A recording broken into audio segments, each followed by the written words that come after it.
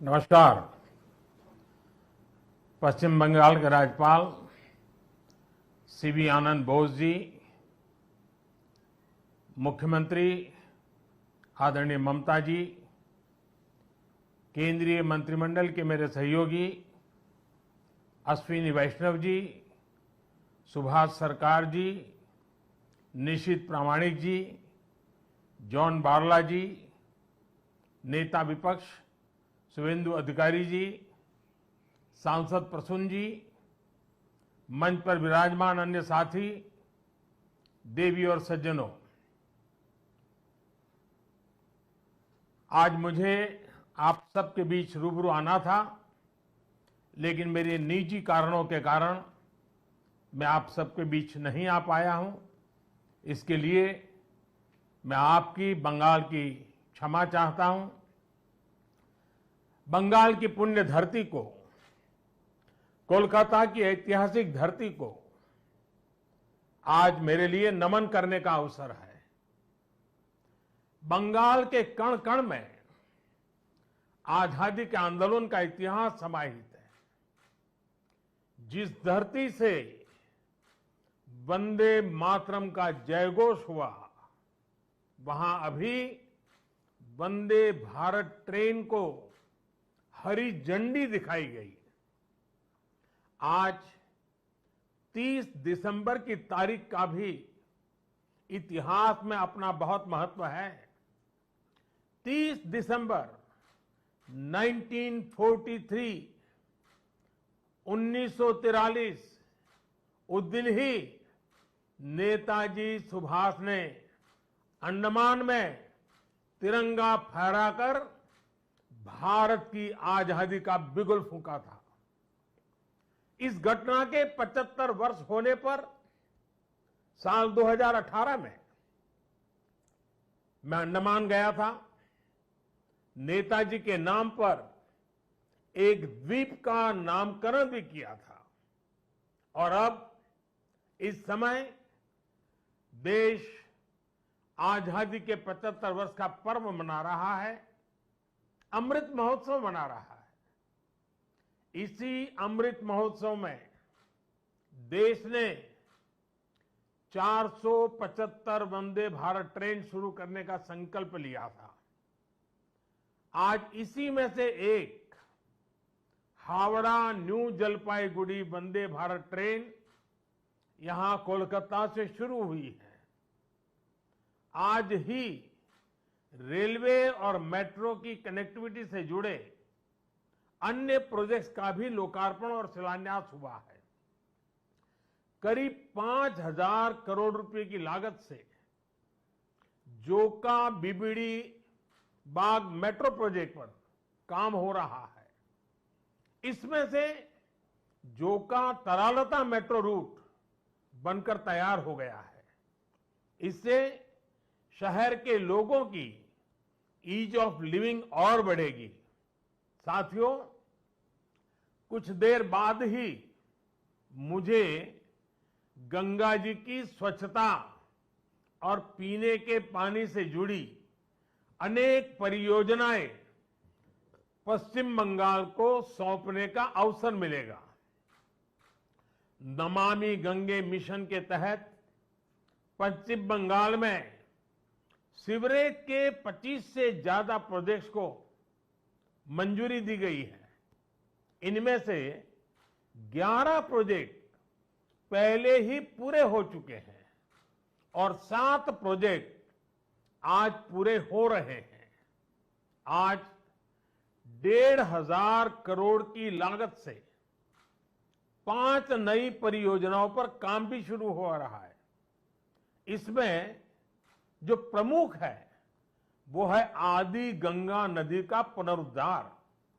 मुझे बताया गया है कि अभी आदि गंगा नदी की स्थिति दुर्भाग्य से बहुत खराब है। इसमें जो कूड़ा कचरा गिरता है, सीवर का गंदा पानी गिरता है, उसकी सफाई के लिए 600 करोड़ रुपए से अधिक का आधुनिक इंफ्रास्ट्रक्चर तैयार किया जा रहा है। हम लोग अक्सर व्यक्ति के जीवन में प्रिवेंटिव हेल्थ केयर की बात तो करते रहते हैं और हम कहते हैं कि दिनचर्या वो होनी चाहिए कि बीमारी की नौबत ही ना आए। ठीक इसी तरह नदी की गंदगी को साफ करने के साथ ही केंद्र सरकार प्रिवेंशन पर भी बहुत जोर दे रही है और इस प्रिवेंशन का सबसे बड़ा और आधुनिक तरीका है ज्यादा से ज्यादा आधुनिक सीवेज ट्रीटमेंट प्लांट। आने वाले 10-15 साल बाद की जरूरतों को ध्यान में रखते हुए देश में आज ही आधुनिक सीवेज ट्रीटमेंट प्लांट लगवाए जा रहे हैं। आजादी के अमृत काल में हमें फॉरवर्ड लुकिंग सोच और अप्रोच के साथ देश को आगे ले जाना है। साथियों, इस 21वीं सदी में भारत के तेज विकास के लिए भारतीय रेलवे का भी तेज विकास, भारतीय रेलवे में तेज सुधार, ये सारी बातें बहुत जरूरी हैं। इसलिए आज केंद्र सरकार भारतीय रेलवे को आधुनिक बनाने के लिए, रेलवे इंफ्रास्ट्रक्चर को आधुनिक बनाने के लिए रिकॉर्ड इन्वेस्टमेंट कर रही है। आज भारत में भारतीय रेलवे के कायाकल्प का राष्ट्रव्यापी अभियान चल रहा है। आज वंदे भारत, तेजस, हमसफर जैसी आधुनिक ट्रेनें देश में बन रही हैं। आज विस्टाडोम कोचेज रेल यात्रियों को नए अनुभव करा रहे हैं। आज सुरक्षित आधुनिक कोचेज की संख्या में रिकॉर्ड वृद्धि हो रही है। आज रेलवे स्टेशन को भी एयरपोर्ट की तरह विकसित किया जा रहा है। न्यू जलपाईगुड़ी स्टेशन भी इसी लिस्ट में शामिल है। आज रेलवे लाइनों का दोहरीकरण, रेलवे लाइनों का बिजलीकरण जिस रफ्तार से हो रहा है वो पहले कभी नहीं हुआ। देश में जो ईस्टर्न और वेस्टर्न डेडिकेटेड फ्रेट कॉरिडोर बन रहे हैं वो लॉजिस्टिक्स सेक्टर में क्रांतिकारी बदलाव लाने वाले हैं। सुरक्षा हो, स्वच्छता हो, सामर्थ्य हो, सामंजस्य हो, समय की पाबंदी हो, सहूलियत हो, भारतीय रेलवे आज एक नई पहचान बनाने की हम सबकी कोशिश रंग ला रही है। बीते 8 वर्षों में भारतीय रेलवे ने आधुनिकता की नींव पर काम किया है। अब आने वाले 8 वर्ष में हम भारतीय रेलवे को आधुनिकता की नई यात्रा पर निकलते हुए देखेंगे। भारत जैसे युवा देश के लिए भारतीय रेल भी युवा अवतार लेने जा रहा है और इसमें निश्चित तौर पर 475 से ज्यादा वंदे भारत ट्रेनों की बड़ी भूमिका होगी। साथियों, आजादी के बाद के 7 दशकों में 20,000 रूट किलोमीटर रेल लाइन का बिजलीकरण हुआ। वहीं 2014 में हमारी सरकार बनने के बाद बीते 7-8 वर्षों में ही 32,000 रूट किलोमीटर से ज्यादा रेल लाइन का बिजलीकरण हो चुका है। ये है देश के काम करने की रफ्तार, रेलवे के आधुनिकीकरण की रफ्तार। और इस रफ्तार को तेज करने के लिए अब भारत में दुनिया के सबसे शक्तिशाली बिजली के रेल इंजनों का भी तेजी से निर्माण हो रहा है। साथियों, आज के भारत की स्पीड और स्केल का एक और प्रमाण हमारा मेट्रो रेल सिस्टम है। कोलकाता के लोग जानते हैं कि दशकों से मेट्रो रेल पब्लिक ट्रांसपोर्ट का कितना बेहतरीन माध्यम रही है। 2014 से पहले तक देश में कुल मेट्रो नेटवर्क 250 किलोमीटर से भी कम था और इसमें भी सबसे बड़ी हिस्सेदारी दिल्ली एनसीआर की ही थी। केंद्र सरकार ने इस स्थिति को भी बदलता हुआ है, उसको बदलने का पूरा प्रयास किया है और बहुत तेजी से बदला है। बीते 8 वर्षों में हमने मेट्रो का 2 दर्जन से अधिक शहरों तक विस्तार किया है। आज देश के अलग अलग शहरों में लगभग 800 किलोमीटर ट्रैक पर मेट्रो चल रही है। 1000 किलोमीटर के नए मेट्रो रूट पर तेजी से काम चल रहा है। जोका बीबीडी मार्ग मेट्रो परियोजना इसी संकल्प का हिस्सा है।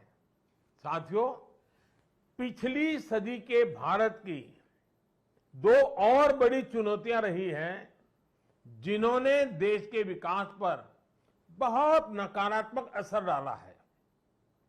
एक चुनौती रही इंफ्रास्ट्रक्चर के कार्यों में विभिन्न एजेंसियों में तालमेल की कमी और दूसरी चुनौती रही ट्रांसपोर्ट के विभिन्न साधनों में भी आपसी तालमेल का जीरो होना।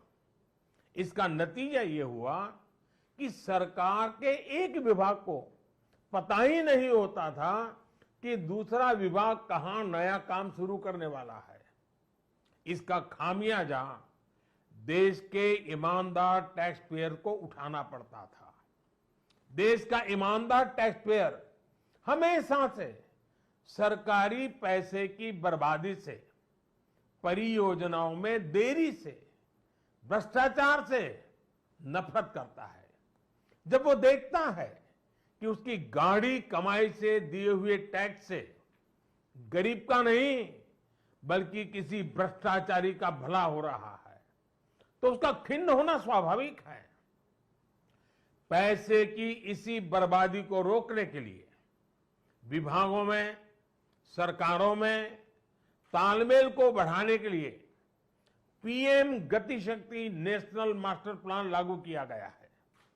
अब चाहे विभिन्न राज्य सरकारें हो, अलग अलग सरकारी विभाग हो, कंस्ट्रक्शन से जुड़ी एजेंसियां हो या इंडस्ट्री के लोग हो, सब एक ही प्लेटफॉर्म पर आ रहे हैं।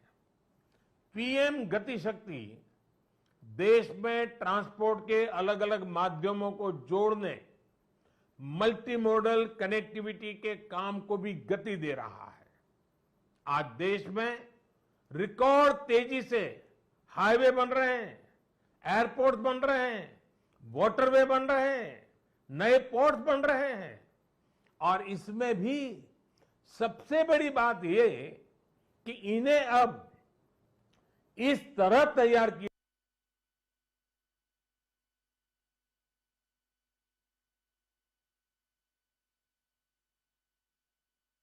हाईवे बेहतर तरीके से रेलवे स्टेशनों से कनेक्ट हो, रेलवे स्टेशन एयरपोर्ट से कनेक्टिविटी हो, लोगों को ट्रांसपोर्टेशन के दौरान सीमलेस कनेक्टिविटी भी मिले।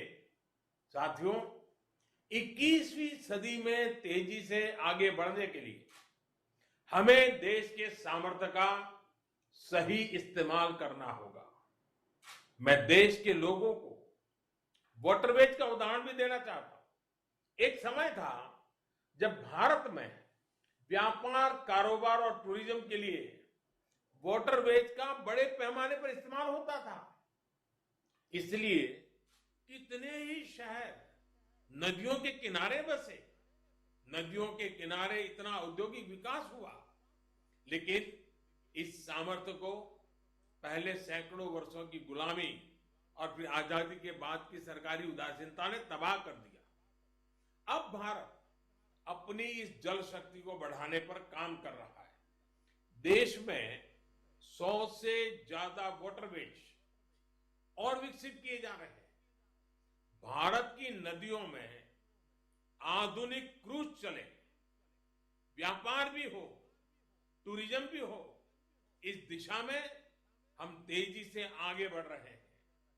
केंद्र सरकार ने बांग्लादेश सरकार के सहयोग से गंगा और ब्रह्मपुत्र नदियों के बीच वाटरवे लिंक स्थापित करने पर भी काम किया है। मैं आज देश के लोगों को इससे जुड़ी भी एक जानकारी देना चाहता हूं। 13 जनवरी 2023 को काशी से, वाराणसी से एक क्रूज जा रहा है जो 3200 किलोमीटर लंबे वाटरवे से होते हुए, बांग्लादेश से होते हुए डिब्रूगढ़ तक पहुंचेगा। ये पूरे विश्व में अपनी तरह का अभूतपूर्व क्रूज होगा। ये भारत में बढ़ते क्रूज टूरिज्म का भी प्रतिबिंब बनेगा। मैं पश्चिम बंगाल के लोगों से भी आग्रह करूंगा कि इसका जरूर लाभ उठाएं। वैसे आज मैं एक और बात के लिए विशेष तौर पर बंगाल के लोगों को नमन करना चाहता हूं।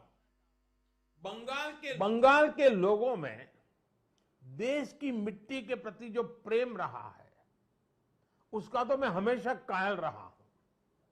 देश के विभिन्न हिस्सों को जानने के लिए, देश के विभिन्न हिस्सों में भ्रमण के लिए बंगाल के लोगों में जो उत्साह होता है वो अद्भुत होता है।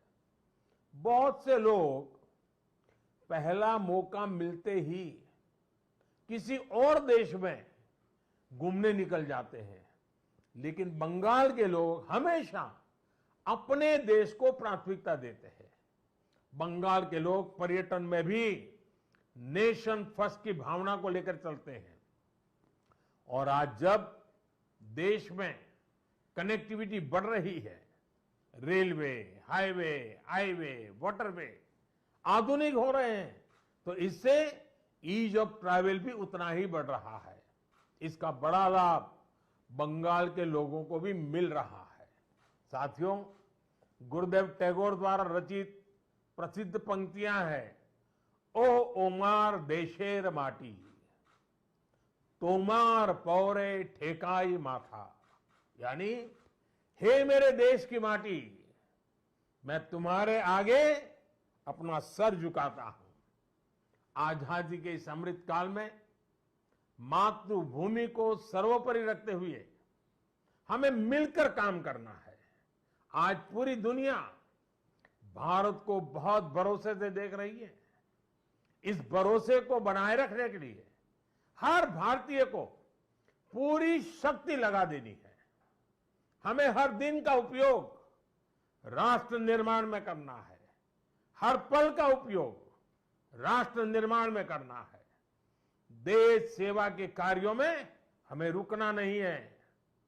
इन्हीं शब्दों के साथ मैं अनेक परियोजनाओं के लिए बंगाल को बहुत बहुत बधाई देता हूं। फिर एक बार आपका अभिवादन करता हूं और मैं अपनी बात को समाप्त करता हूं। बहुत बहुत धन्यवाद।